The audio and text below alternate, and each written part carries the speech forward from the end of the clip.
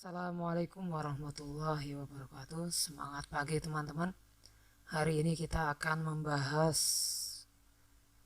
suhu dan kalor. Yang harus kita kuasai di materi suhu dan kalor, yang wajib ini harus ngerti suhu. Yang kedua adalah kalor. Suhu, apa itu suhu? Suhu adalah ukuran ya, atau derajat panas suatu benda. Kalau alat ukurnya termometer. 4 skala termometer yang wajib teman-teman hafalkan dan kuasai ya teman-teman, yaitu ada Celsius, Reaumur, Fahrenheit, Kelvin. Cukup dihafalkan batas skala bawah dan batas skala atas. Kalau Celsius bawah itu 0, atas 100, Reaumur 0, atas 80, Fahrenheit 32 sampai 212, Kelvin 273 sampai 373. Itu yang harus dihafalkan. Bagaimana dengan konversinya? Ini yang harus di logika, yang harus dipikirkan ya teman-teman. Jadi tidak dihafalkan. Yang dihafalkan cukup skala atas dan skala bawah dari termometernya. Saya akan kasih contoh, misalnya di sini Celsius. Celsius skala bawahnya berapa tadi teman-teman? 0. Skala atasnya 100. Saya kasih contoh dengan Reaumur. Skala bawah 0, skala atas 80.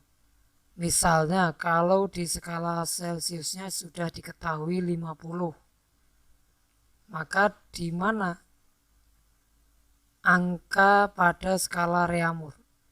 Berapa ini angkanya? Belum diketahui. Bagaimana cara menghitungnya? Bandingkan saja skala besarnya dengan skala kecilnya.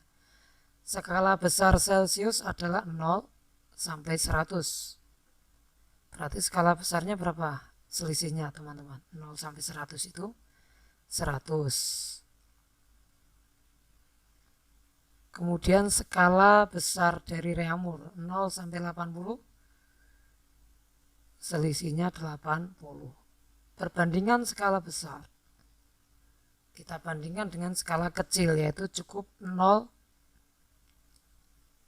pada Celsius sampai 50 pada Celsius. 0 sampai 50 berapa selisihnya teman-teman? 50.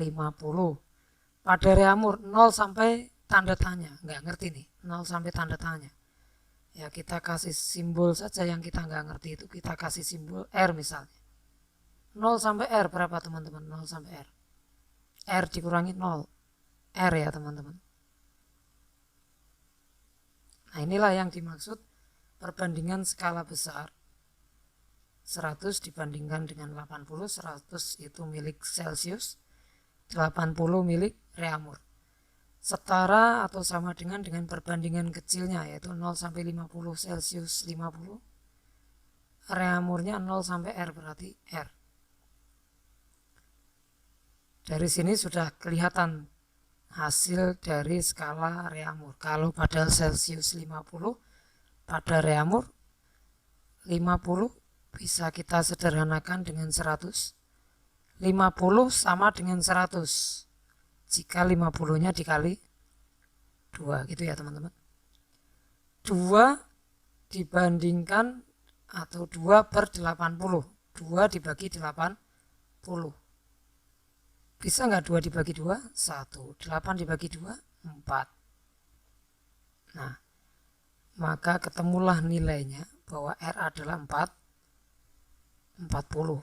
Jadi R-nya 40 ya teman-teman. R sama dengan 40 derajat Reaumur. Inilah penyetaraan dari 50 derajat Celsius menjadi Reaumur, yaitu setara dengan 40 derajat Reaumur. Itu berlaku untuk konversi skala yang lain, baik Fahrenheit dan Kelvin. Kuncinya adalah bandingkan skala besarnya dengan skala kecil. Di sebelah kiri ada macam-macam bentuk dari termometer ya teman-teman. ada termometer gun, senjata, ada termometer badan, termometer dinding, termometer lab, dan lain-lain. Kemudian tentang pemuaian, bahwa semua benda mengalami pemuaian. Apa itu pemuaian? Bertambahnya panjang suatu benda karena adanya pemanasan. Nah, ini contohnya di gambar ini ada logam. Kemudian logamnya dipanaskan, maka dia akan melengkung, bertambah panjang. Logam ini bertambah panjang. Berapa pertambahan panjangnya? Pertambahan panjang logam itu tergantung panjang mula-mula, tergantung jenis bahannya, dan tergantung suhu yang diberikan. Perubahannya berapa dari suhu awal ke suhu akhir.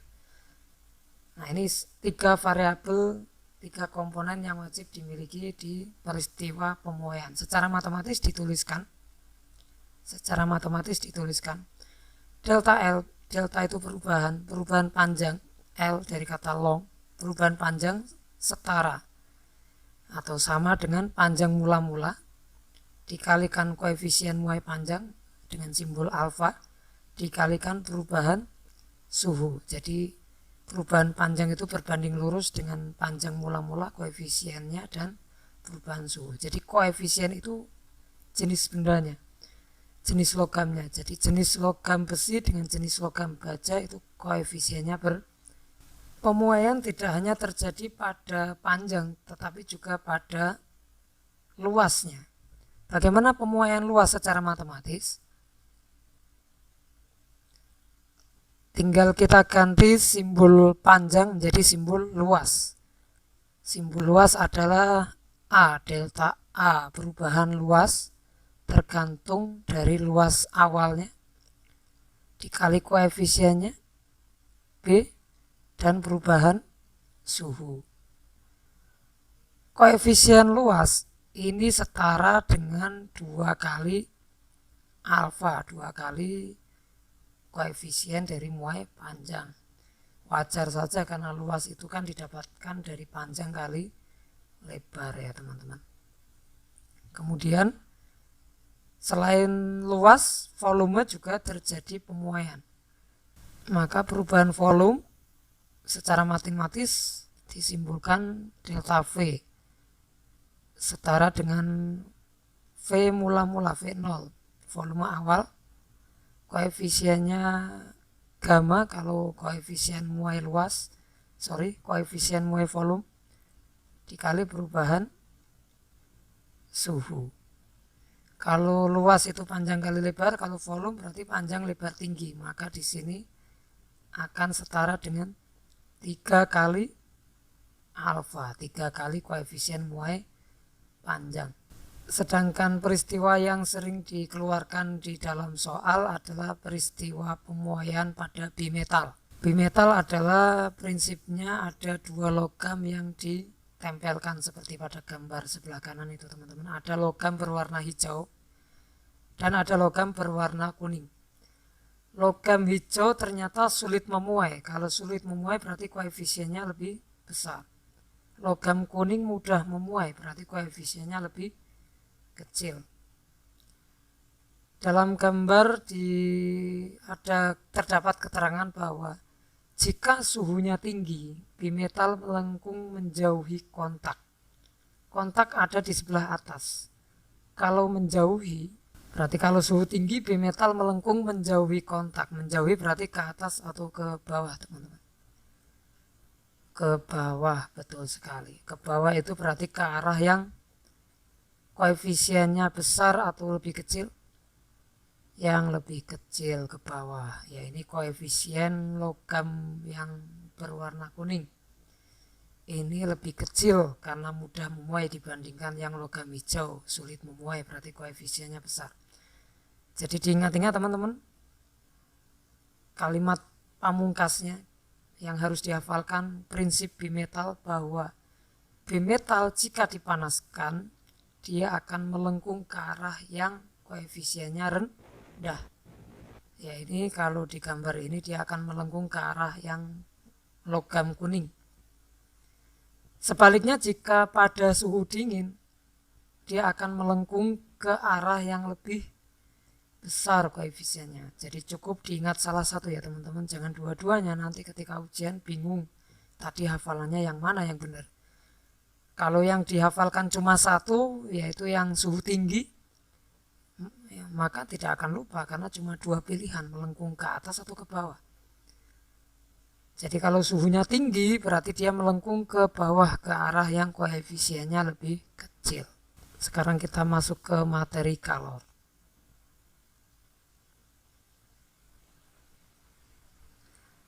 Ada dua hal yang harus diingat untuk materi kalor. Yang pertama grafik. Ini grafiknya ya teman-teman. Yang kedua adalah asas Black.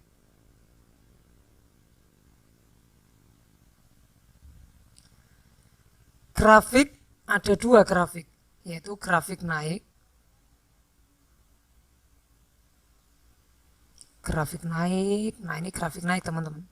Kalau grafiknya naik, maka kalor bisa dicari menggunakan MCT atau delta T lebih tepatnya. Jadi kalau grafiknya naik, Q sama dengan MC delta T. M itu apa teman-teman? Massa benda. Satuannya kilogram. C apa C teman-teman? Kalor jenis benda.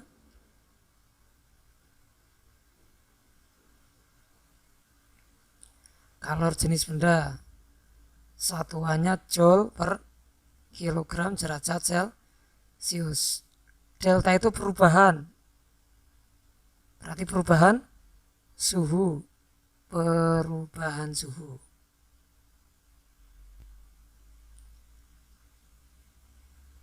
Satuannya derajat Celcius. Q ini yang disebut kalor atau panas. Satuannya joule. Bagaimana kalau grafiknya mendatar? Jadi ada dua saja grafiknya ini, yaitu grafik naik Q sama dengan MCT. Jika ada perubahan suhu, itu kuncinya. Atau yang kedua grafiknya adalah mendatar. Nah ini grafik mendatar. Kalau grafik mendatar, kalor bisa dicari dengan Q sama dengan ml. Tidak usah bingung, di sini L, di sini U. L itu artinya kalor laten. Laten itu tersembunyi, dia hanya muncul jika terjadi perubahan wujud. Kalau U berarti wujudnya ada perubahan dari air menjadi uap. Kalau L di sini maksudnya lebur. Lebur itu berarti peristiwa padat menjadi cair, mencair. Nah, ini melebur. Sama dengan L di sini, tapi di sini maksudnya laten umum ya. L ini bisa berubah menjadi U, bisa berubah menjadi lebur. U uap, L lebur. Ada berapa peristiwa perubahan wujud teman-teman? 6, betul sekali. Ada mencair, menguap, menyublim, membeku, mengkristal, apalagi teman-teman? Mengembun. 6. Jadi kalau mendatar, grafik mendatar, kalor yang digunakan adalah secara matematis Q sama dengan ml. Q tadi itu kalor, satuannya joule, M itu tadi massa, L ini kalor laten. Kalor laten bisa disebut kalor lebur kalau peristiwanya melebur, atau kalor uap kalau peristiwanya menguap. Dan di soal biasanya diketahui ya teman-teman. Kalau nggak diketahui berarti disuruh mencari. Kemudian asas Black. Asas Black adalah asas percampuran dua zat atau lebih. Jadi jika ada dua zat atau lebih dicampurkan maka akan terjadi asas Black. Ya ini Q serap akan sama dengan Q lepas. Q serap sama dengan Q lepas. Siapa yang menyerap? Yang menyerap adalah yang suhunya dingin, dia akan menyerap panas. Siapa yang melepas? Yang suhunya panas, dia akan melepas ke dingin. Maka keseimbangannya adalah air hangat. Suhu panas akan turun menjadi hangat, air dingin akan naik menjadi hangat ya teman-teman. Nah, inilah prinsip asas Planck. Secara matematis sama dengan teori grafik kalor pada grafik, bahwa kalau suhunya naik maka MCT. Kalau ada perubahan wujud, misalnya kalau ada percampuran es dengan air, maka es ini akan berubah wujud menjadi air, maka itu G-nya ml. Nanti akan kita uraikan contoh kasusnya di materi selanjutnya ya teman-teman. Jadi suhu, kalor, materi kalor yang harus diingat adalah grafik dan asas Planck. Aliran panas, hantaran panas, atau bahasa Inggrisnya apa teman-teman? Heat transfer. Heat transfer, aliran panas, bisa dilakukan dengan 3 cara. Yang pertama conduction, artinya konduksi. Ini aliran panas yang membutuhkan medium padat, contohnya logam. Secara matematis dituliskan aliran panas, kalor panas tiap waktu, gerakan panas tiap waktu, setara dengan K A T per L. K ini konduktivitasnya bahan ya teman-teman, atau karakter bahannya. Semakin baik konduktivitasnya, semakin besar konduktivitasnya, berarti semakin baik menghantarkan panas. A adalah luas penampangnya, T adalah perubahan suhunya, L panjang logamnya, panjang bendanya. Kemudian yang kedua, aliran panas pada fluida. Aliran panas melalui medium fluida. Fluida itu bisa liquid, cair, atau gas. Fluida itu artinya zat alir ya teman-teman. Jadi yang bisa mengalir seperti air dan gas itu termasuk fluida. Dan ini aliran panasnya disebut konveksi. Secara matematis dituliskan H. Jadi H ini dari kata heat transfer, aliran panas. Atau bisa juga dituliskan Q per T sama dengan H. Bisa dicari dari H A T. H ini tetapan panas pada fluida ya teman-teman,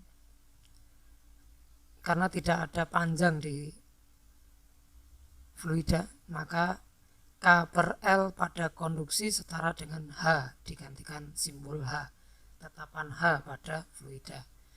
A adalah luas, T suhunya, perubahan suhunya. Yang terakhir adalah aliran panas. Ini aliran panas yang tanpa menggunakan yang disebut radiasi, biasanya dari matahari nih ya teman-teman. Secara matematis bisa dituliskan P. P itu power atau daya. Daya adalah energi tiap waktu, yaitu energi panas tiap waktu, setara dengan E sigma AT pangkat 4. E emisivitas, sigma tetapan Stefan Boltzmann, A luas, T suhu pangkat 4. Emisivitas itu semakin hitam semakin besar emisivitasnya, semakin putih semakin terang berarti semakin kecil emisivitasnya. Jadi hitam itu 1 maksimal, putih itu berarti 0 emisivitasnya.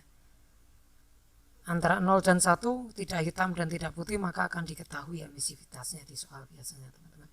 Jadi pada peristiwa ini misalnya api ini ada bentuk radiasinya, ada bentuk konveksinya, yaitu ketika api ini memanaskan air, nah air ini konveksi, aliran panasnya. Kemudian ada konduksi jika gagang terbuat dari logam, akan cepat konduksinya, atau kalau ini berbahan kayu juga akan tetap ada aliran panasnya, cuma tidak secepat jika bahannya dari logam. Begitu teman-teman materi suhu dan kalor kita kali ini. Untuk lebih jelasnya penerapannya akan kita uraikan dengan contoh-contoh soal di materi berikutnya. Tetap dukung channel ini supaya sehat. Sampai jumpa lagi. Semangat pagi teman-teman. Wassalamualaikum warahmatullahi wabarakatuh.